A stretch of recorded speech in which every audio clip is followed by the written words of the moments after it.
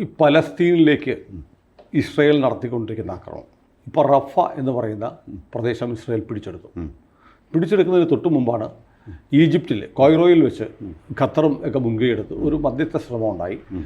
മീഡിയേഷൻ്റെ ഭാഗമായിട്ട് മധ്യസ്ഥർ വെച്ച നിർദ്ദേശം ഫലത്തിൽ ഹമാസ് അംഗീകരിച്ചു. അതായത് ബന്ദികളെ വിട്ടുകൊടുക്കാം, ഒരു 40 ദിവസത്തെ, കുറഞ്ഞത് 40 ദിവസത്തെയെങ്കിലും വെടിനിർത്തൽ, ഇതായിരുന്നു മുന്നോട്ട് വെച്ചത്. അപ്പോൾ ലോകത്ത് മുഴുവൻ പ്രതീക്ഷ വന്നത് ഇസ്രയേൽ അത് അംഗീകരിക്കും, യുദ്ധം നിർത്തും എന്നൊക്കെയാണ് കരുതിയത്. പക്ഷേ ഇസ്രയേൽ യുദ്ധം നിർത്തിയില്ല. ആ ഒത്തുതീർപ്പ് നിർദ്ദേശം തള്ളുകയും പുതിയ ആക്രമണം നടത്തി റഫ എന്നുള്ള മേഖല, അതായത് ഈജിപ്തിൽ നിന്ന് പലസ്തീനിലേക്ക് ഭക്ഷ്യസാധനങ്ങൾ കൊണ്ടുവരാനുള്ള കവാടം പോലുമാണ് ആ പ്രദേശം പിടിച്ചെടുത്തു. അപ്പോൾ ഇസ്രയേലിന് യുദ്ധം തീരട്ടെ. യുദ്ധം തീരുക എന്ന് പറഞ്ഞു കഴിഞ്ഞാൽ ഒന്നാമത്തെ ബന്ദികളെ വിട്ടയക്കുന്ന കാര്യത്തിൽ അത്ര ക്ലിയർ ആയിട്ടുള്ളൊരു തീരുമാനത്തിലെത്തിയിട്ടില്ലെന്നാണ്. അവർ ബന്ദികൾ ട്രൂസൊക്കെ നടക്കട്ടെ, എന്നിട്ട് ബന്ദികളെ വിടാമെന്നുള്ള രീതിയിലാണ് പറയുന്നത്. ബന്ദികളെ കിട്ടിക്കഴിഞ്ഞാൽ ഞങ്ങൾക്ക് ബോധ്യമാവുള്ളൂ, എന്നിട്ട് യുദ്ധവിരാമമൊക്കെ ആകാമെന്നാണ് ഇസ്രായേൽ പറയുന്നത്. പിന്നെ അവർക്ക് ഡിമാൻഡ് ഹമാസിന് ഒരെണ്ണം എന്താണെന്ന് വെച്ച് കഴിഞ്ഞാൽ ഹമാസിനെ അംഗീകരിക്കണം എന്നൊരു താല്പര്യമുണ്ട്. ഹമാസിനെ ഒരു ഭീകര സംഘടനയായിട്ട് മാത്രമേ ഇസ്രായേൽ കൺസിഡർ ചെയ്യുന്നുള്ളൂ. അവരുമായിട്ട് ചർച്ചയോ അല്ലെങ്കിൽ അവരെ അംഗീകരിക്കാനൊന്നും ഇസ്രായേലിന് കഴിയില്ല. കാരണം എന്താണെന്ന് വെച്ച് കഴിഞ്ഞാൽ ഈ നെതന്യാഹു ഈ വ്യവസ്ഥ അംഗീകരിച്ചിട്ട് ചെന്ന് കഴിഞ്ഞാൽ അവിടെ കൂടെയുള്ള അതെ എക്സ്ട്രീം ഓർഗനൈസേഷൻസ് ഉണ്ട് ഇദ്ദേഹത്തിൻ്റെ കൂടെ തന്നെയുള്ള പാർട്ട്നേഴ്സ്. ഒരു കോയലിഷൻ ഗവൺമെൻറ് ആണല്ലോ. അപ്പോൾ നെതന്യാഹുവിന് തിരിച്ച് നാട്ടിൽ ചെല്ലാൻ പ്രയാസമാണ്, നിക്കക്കളില്ല.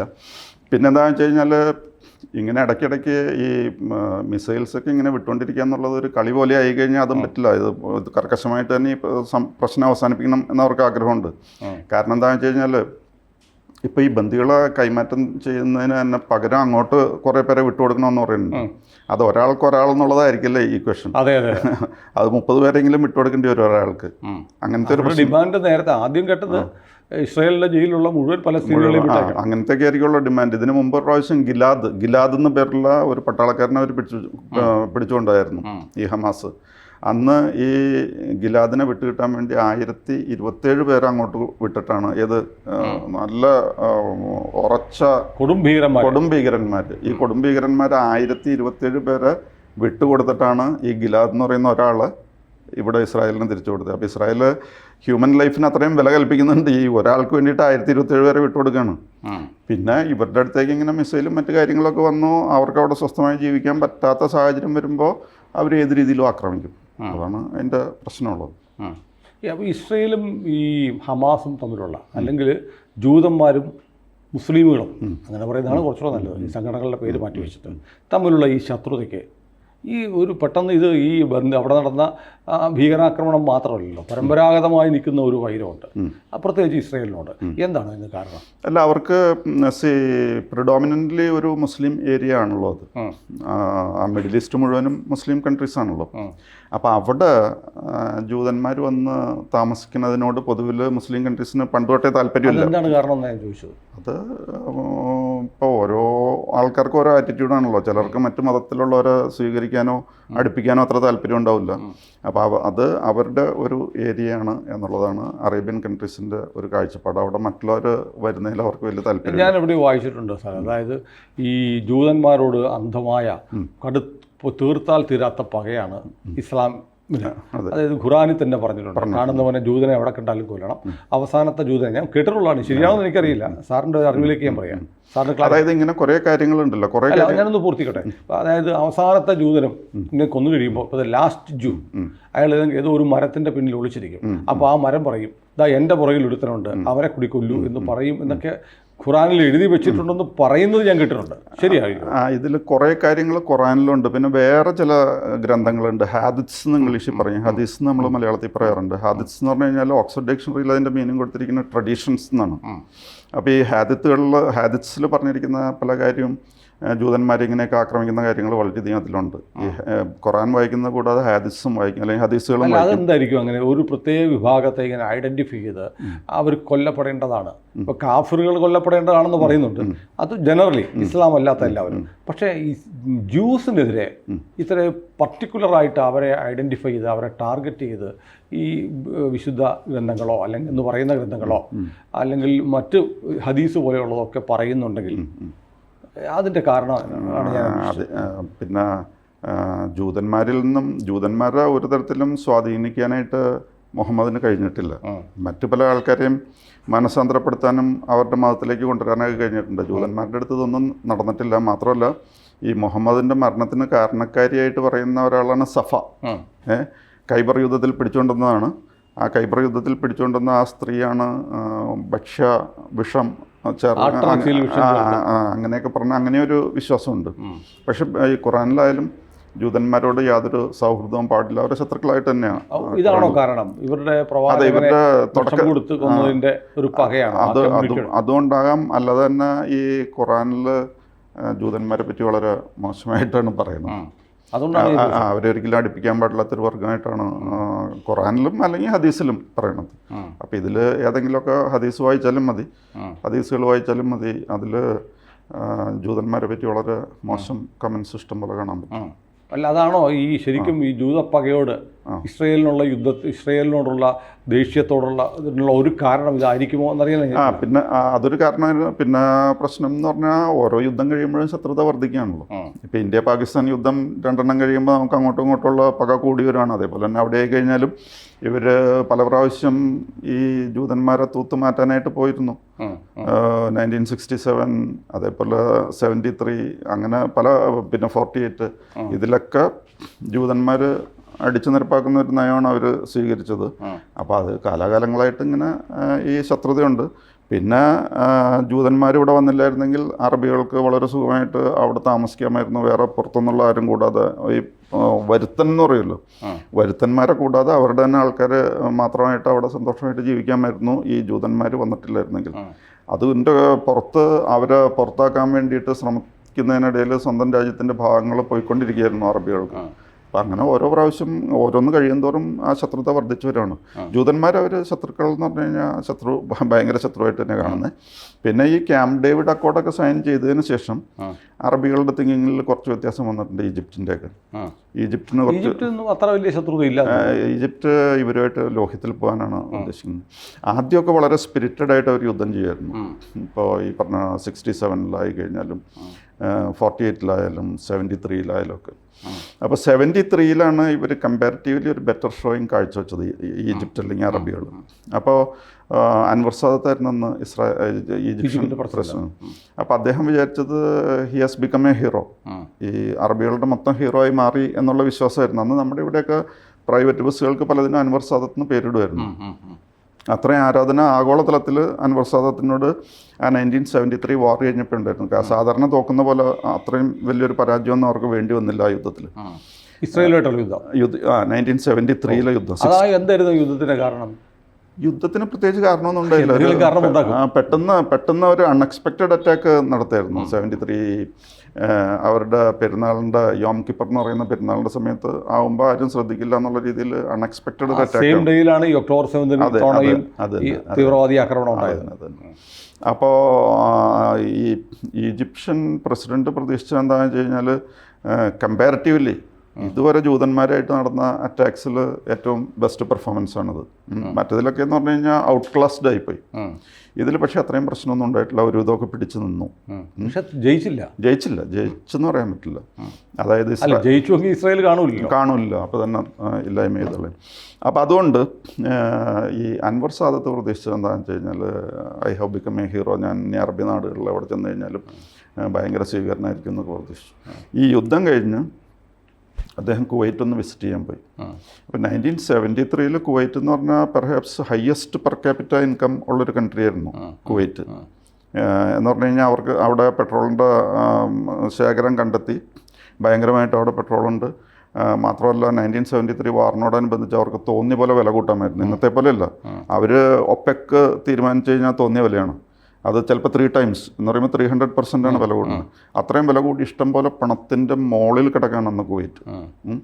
അപ്പോൾ കുവൈറ്റിലേക്ക് പോകുമ്പോൾ അൻവർ സാദത്തിൻ്റെ പ്രതീക്ഷ എന്തായിരുന്നു എന്ന് വെച്ച് കഴിഞ്ഞാൽ ഈ യുദ്ധത്തിൻ്റെ വീരനായകനായിട്ട് വരുന്നു. മാത്രമല്ല Egypt bears the brunt of every war. ഏറ്റവും കൂടുതൽ അനുഭവിക്കുന്നത് ഈജിപ്റ്റാണ്. ഈജിപ്റ്റായിട്ടാണല്ലോ നേരിട്ടുള്ള അടി വരുന്നത്.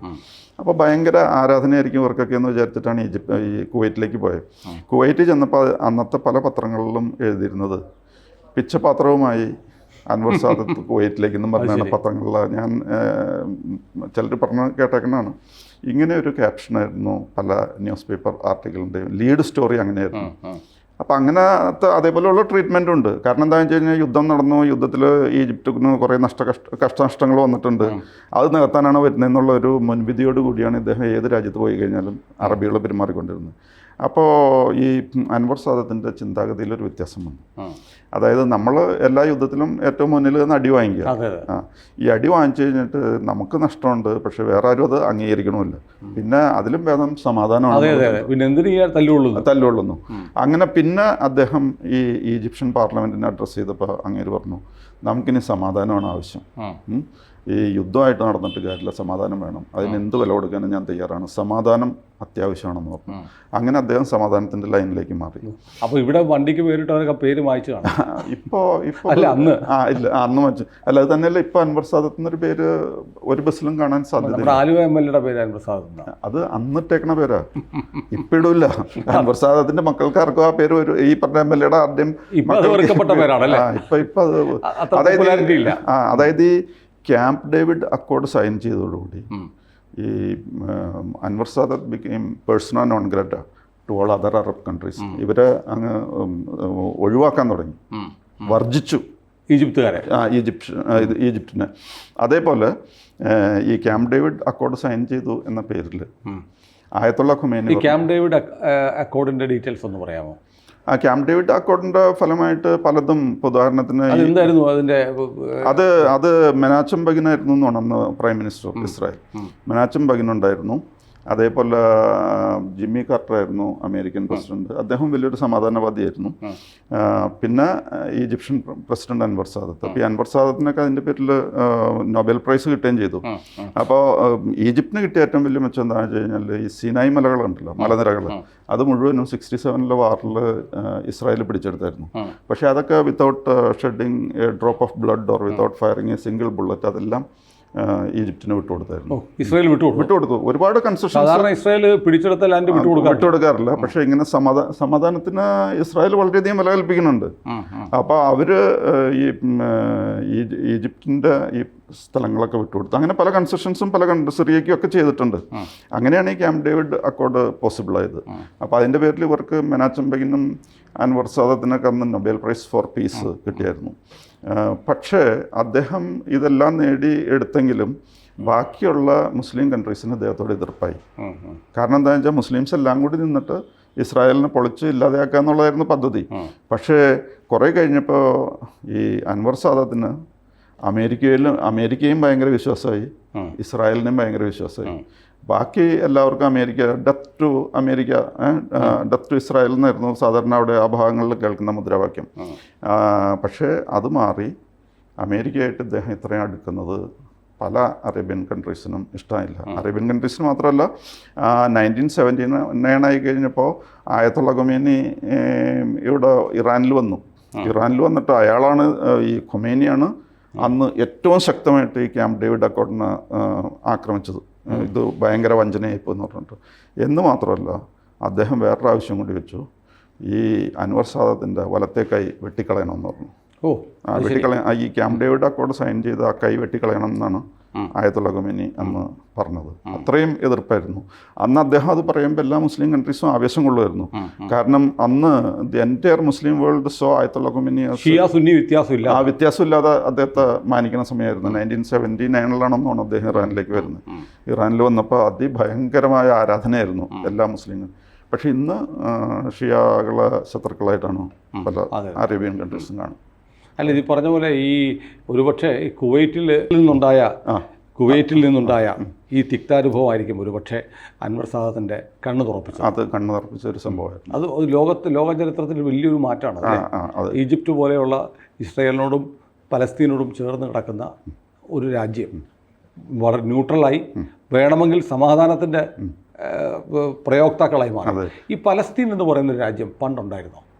പലസ്തീൻ അല്ല, അവിടെ 3000 years ago ഇത് ജൂതന്മാരുടെ നാടായിരുന്നു ഈ പറയുന്ന പല പ്രദേശം. അത് പലസ്തീന എന്നൊക്കെ പറഞ്ഞു നമ്മൾ കഴിഞ്ഞ എപ്പിസോഡിൽ പറഞ്ഞു. ഞാൻ അതല്ല ചോദിക്കുന്നത്, പലസ്തീൻ എന്ന് പറയുന്ന ഒരു ഇസ്ലാമിക രാജ്യം പണ്ടുണ്ടായിരുന്നോ?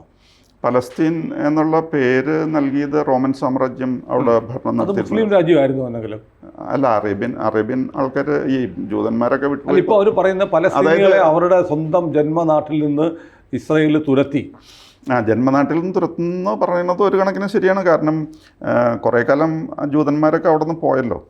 അപ്പോൾ 3000 വർഷം, ഇപ്പോൾ എറണാകുളത്ത് 3000 വർഷം മുമ്പ് ഉണ്ടായിരുന്ന എൻ്റെ ഫോർ ഫാദറിന് അവിടെ സ്ഥലം ഉണ്ടായിരുന്നു എന്ന് പറഞ്ഞപ്പോൾ അത് അന്വേഷിച്ചാൽ പറ്റില്ലല്ലോ. അപ്പോൾ അവർ ഈ അറബികൾ പറയണത് എന്താ വിറ്റുപോയതൊന്നുമല്ലോ, ജ്യൂസിനെ ആട്ടിപ്പായിച്ചത് അവരുടെ ജന്മം. ഇപ്പം നമ്മൾ കാശ്മീരിൽ കാണുന്ന പോലെ കാശ്മീരി പണ്ഡിറ്റുകളെ ആട്ടിപ്പായിച്ചിട്ട് മുസ്ലിമുകൾ അവിടെ താമസിച്ചു, തീവ്രവാദികളോട് താമസിപ്പിച്ചു. അതുകൊണ്ട് ഈ തീവ്രവാദികൾക്ക് അവിടെ റൈറ്റ് ഉണ്ടെന്ന് പറയുന്നത് പോലെയല്ലേ ഇത്? അതായത് ശരിക്കും പറഞ്ഞാൽ മുസ്ലിംസ് മാത്രമല്ല, അസീറിയൻസും അങ്ങനെയുള്ള ആൾക്കാരൊക്കെ പലരായിട്ട് പല ഘട്ടങ്ങളിൽ ആക്രമിച്ചാണ് ഈ ജൂതന്മാരെ മാറ്റിയത്. അത് കഴിഞ്ഞ് ജൂതന്മാരുടെ ഭൂമിയായിരുന്നു. Originally it belong to the Jews. പിന്നെ പലസ്തീനികളുടെ രാജ്യമാണെന്ന് പറയുന്നതിനകത്ത് എന്താ കാര്യം? അത് ഞാൻ കാശ്മീരി പണ്ഡിറ്റുകളുടെ അവസ്ഥയായിട്ട് കമ്പയർ ചെയ്യുന്നത്. അതായത് കുറേ പഴയ ചരിത്രത്തിലാണ് ഇസ്രായേലിന് അവിടെ സ്ഥലം ഉണ്ടായിരുന്നത്, അല്ലെങ്കിൽ അവരുടെ ആൾക്കാരായിരുന്നത്. അപ്പോൾ ആ രീതിയിലാണ് കാര്യങ്ങളൊന്നും പോയിക്കൊണ്ടിരുന്നത്. അപ്പോൾ ഈ നമ്മൾ നോക്കുന്നത് ഈ പലസ്തീൻ എന്ന് പറയുന്ന രാജ്യം ഭാവിയിൽ ഉണ്ടാകുമോ? പലസ്തീൻ ഉണ്ടാകും. അപ്പോൾ കുറേ സ്ഥലമൊക്കെ ഉണ്ടല്ലോ അവരുടെ പേരിൽ, ഗാസയും. കാരണം ഇസ്രായേലിനെ സംബന്ധിച്ച് എന്നും പ്രശ്നമാണ്, തൊട്ടടുത്ത് കിടക്കുന്ന രാജ്യം. അപ്പോൾ അവിടുത്തെ രാജ്യത്തെ ജനങ്ങൾ അവരും മനുഷ്യരാണ്. എന്നും ആക്രമിക്കപ്പെടാനും കൊല്ലപ്പെടാനും ഇടയുള്ള മനുഷ്യരായി അരക്ഷിതാവസ്ഥയിൽ കഴിയാൻ ആരും ആഗ്രഹിക്കില്ല. അതായത് ഇപ്പോൾ പലസ്തീനിൻ്റെ അവകാശത്തിൽ പെട്ടതാണല്ലോ ഗാസയും വെസ്റ്റ് ബാങ്കും. മാത്രമല്ല ജെറുസലേം ക്യാപിറ്റലാണ്, അത് നടുക്കാണ് കിടക്കണമെങ്കിലും അതിൻ്റെ കുറേ അവകാശങ്ങളൊക്കെ പലസ്തീൻകാർക്ക് അതിലുണ്ട്. പിന്നെ അൽ-അക്സ എന്ന് പറയുന്ന മോസ്ക് ഉണ്ട്, അവിടെ അവർക്ക് അറബികളാണ് അവിടെ വന്ന് പ്രാർത്ഥിക്കുന്നത്. ഞാനൊരു കാര്യം ചോദിക്കട്ടെ, ഈ നമ്മൾ കരുതുന്ന പോലെ ഈ ഇസ്രായേലിൽ ജ്യൂസ് മാത്രമേ ഉള്ളൂ, മുസ്ലിംസ് ഉണ്ടോ? ഇല്ല, അബൌട്ട് 20% മുസ്ലിംസ് ഉണ്ട്. അപ്പോൾ അവർക്ക് എല്ലാ അവകാശങ്ങളും ഉണ്ട്. ഉണ്ടോ? പിന്നെ അവർ രണ്ടാം കിട പൗരന്മാരൊന്നും അല്ല, രണ്ടാം കിടയൊന്നുമല്ല. അവരുടെ റെപ്രസെൻറ്റേറ്റീവ്സ് ഇൻ ദി പാർലമെൻറ്റും മറ്റ് സ്ഥലം. അപ്പോൾ അവരെങ്ങനെയാണ് യുദ്ധത്തോട് എടുക്കുന്ന നിലപാട് എങ്ങനെയാണ്? ഇസ്രായേലിന് അനുകൂലമായിരിക്കുമോ അതോ പലസ്തീന് അനുകൂലമായിരിക്കും? അവരിപ്പോൾ അങ്ങനെ ഓപ്പണായിട്ട് ഇസ്രായേലിനെ എതിർക്കാൻ പറ്റില്ലല്ലോ. അതുകൊണ്ട് എന്നാലും ഉള്ളിൻ്റെ ഉള്ളിൽ കുറച്ച് പലസ്തീനോട് സ്പിരിറ്റ് ഉണ്ടാകും. പക്ഷേ ഞാൻ ചോദിക്കുന്നത്, അവിടെ ഇപ്പോൾ ഇസ്രായേലിൽ ഈ നിർബന്ധിത സൈനിക സേവനമൊക്കെ ഉണ്ടാകും. അപ്പോൾ ഈ പറഞ്ഞ മുസ്ലിം പോപ്പുലേഷൻ, ഇസ്രായേലിൻ്റെ മുസ്ലിം പൗരന്മാർക്കും ഈ പറയുന്ന കമ്പൽസറി സൈനിക സേവനം കൊടുക്കില്ലേ? ഉണ്ട്. അവരെ നാളെ ഒരു വാറിന് വന്നാൽ വിളിക്കും. അപ്പോൾ എങ്ങനെ അവരെ വിശ്വസിക്കാൻ പറ്റും? അത് അങ്ങനെ പോകുന്നു. അത് വിശ്വസിക്കാന്ന് പറഞ്ഞു കഴിഞ്ഞാൽ കുഴപ്പമില്ലാതെ അവർ മാനേജ് ചെയ്ത് പോകുന്നു അങ്ങനെ. പിന്നെ ഇതിൽ ഈ നമ്മളാരും അവിടെ ഇസ്രായേലിൽ താമസിക്കുന്ന ഇസ്രായേലികളായ മുസ്ലിംസ് പലസ്തീൻ അനുകൂലമായി ഒരു മുദ്രാവാക്യം വിളിക്കുന്ന പോലും നമ്മൾ കേൾക്കുന്നില്ല. അല്ല, അത് പിന്നെ വേറൊരു പ്രശ്നമുണ്ട്. അത് അങ്ങനെ വിളിച്ചു കഴിഞ്ഞാൽ പിന്നെ ഇസ്രായേലി ആർമിയായിട്ട് ഒരു അവർക്ക് സ്വന്തം രാജ്യം എന്നുള്ള ഒരു കൺസെപ്റ്റ് ഉള്ളതുകൊണ്ടാണോ? അവർ കുറേയൊക്കെ, കാരണം അവർക്ക് ബാക്കി അവകാശങ്ങളൊക്കെ ഉണ്ടല്ലോ പാർലമെന്റിൽ. അതേപോലെ വെസ്റ്റ് ബാങ്കിലെ ആൾക്കാർക്കും പ്രശ്നമില്ല. ഈ പ്രശ്നമുള്ളത് ഗാസയിലാണ്. ഗാസയിൽ ഹമാസാണ്. വെസ്റ്റ് ബാങ്കിലെ ഹമാസാണ്. ഹമാസ് 2006 ഇലക്ഷനിൽ അവർ ജയിച്ചു കയറി. അതിനുശേഷം ഇലക്ഷനൊന്നും നടന്നിട്ടില്ല. 2006 തൊട്ട് അവർ തന്നെയാണ് അവിടെ. അല്ല, ഞാൻ പെട്ടെന്ന് ആലോചിച്ചത്, ഇപ്പോൾ നമ്മൾ ഈ ഇസ്രായേലിൽ ജീവിക്കുന്ന മുസ്ലിമുകൾ, ഇസ്രായേൽ പൗരന്മാരായ മുസ്ലിമുകളെ കുറിച്ച് നമ്മൾ ഓർത്തു. അവർ യുദ്ധം വരുമ്പോൾ ഇസ്രായേലിൻ്റെ കൂടെ നിൽക്കുകയാണ് സ്വന്തം രാജ്യം എന്ന നിലയിൽ. നമ്മുടെ നാട്ടിൽ പാകിസ്ഥാൻ അനുകൂലമായി സിന്ദാബാദ് വിളിക്കുന്ന ആയിരക്കണക്കിന് ആളുകളുണ്ട്. അപ്പോൾ ഇവർ രണ്ടുപേരും കൂടെ ഞാൻ വെറുതെ ഒന്ന് കമ്പയർ ചെയ്ത് നോക്കിയതാണ്. ഈ ദേശാഭിമാനം എന്ന് പറയുന്നത് ഒരു മനുഷ്യൻ്റെ രക്തത്തിലുണ്ടാവുന്നതാണ് അല്ലേ? അതെ അതെ. നമ്മുടെ നാട്ടിൽ ചിലർക്ക് അതില്ലാതെ പോകുന്നത് എന്തുകൊണ്ടായിരിക്കും? അതല്ല, എന്നാലും കുറച്ച് പേർക്കൊക്കെ അങ്ങനെ ഉണ്ടാവും. പറഞ്ഞിട്ട് ഏതായാലും നമുക്ക് ഇസ്രായേലിൻ്റെ വിവരങ്ങൾ പറയുന്ന രണ്ടാമത്തെ എപ്പിസോഡാണിത്. നമുക്ക് കൂടുതൽ വിവരങ്ങളുമായി ഇനിയിപ്പോൾ ഒരുപാട് കാര്യങ്ങൾ പറയാനുണ്ട്. ഇസ്രായേലിൻ്റെ യുദ്ധങ്ങൾ, ഇസ്രായേൽ മരുഭൂമിയിൽ നിന്ന് ഇസ്രായേൽ എന്നുള്ള രാജ്യം എങ്ങനെയാണ് ഉണ്ടായി വന്നത്, പിന്നെ ഇസ്രായേൽ നമ്മൾ കേട്ടിട്ടുള്ള പുകഴ്പ്പെട്ട ഇസ്രായേലിൻ്റെ ചാരസംഘടനയായ മൊസാദ്, ഇതിൻ്റെയൊക്കെ ഒരുപാട് കഥകൾ നമുക്ക് പറയാനുണ്ട്. വരും ദിവസങ്ങളിൽ നമ്മൾ ആ കഥകളുമായി പുതിയ എപ്പിസോഡുകളായിട്ട് വരും. എല്ലാ പ്രേക്ഷകരും നമുക്കൊപ്പം ഉണ്ടാവണമെന്ന് നമുക്കൊന്ന് അഭ്യർത്ഥിക്കാം. ഓക്കെ. കൂടുതൽ വാർത്തകളും വിശേഷങ്ങളും നിങ്ങളിലേക്ക് എത്താൻ ABC മലയാളം സബ്സ്ക്രൈബ് ചെയ്യുക, ബെൽ ബട്ടണും അമർത്തുക.